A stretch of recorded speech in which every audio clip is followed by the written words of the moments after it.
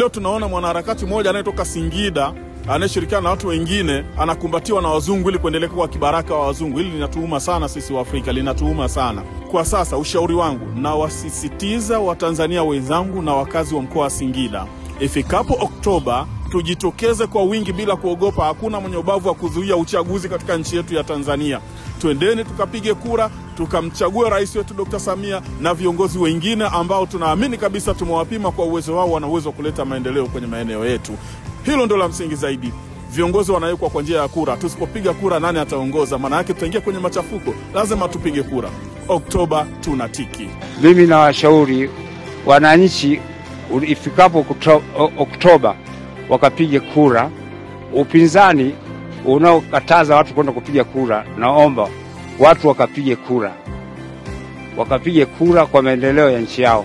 Na mimi binafsi Oktoba nitapiga kura.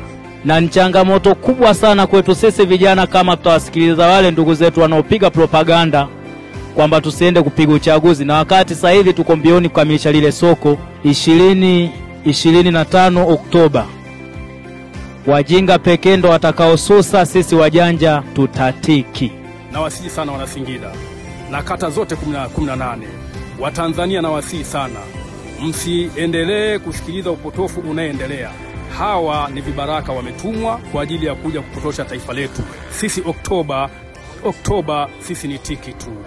Hatuna la zaidi. Watanzania tunaendelea kubaki katika amani yetu, na wana Singida hatuna mbadala zaidi ya kushiriki uchaguzi. Oktoba tiki.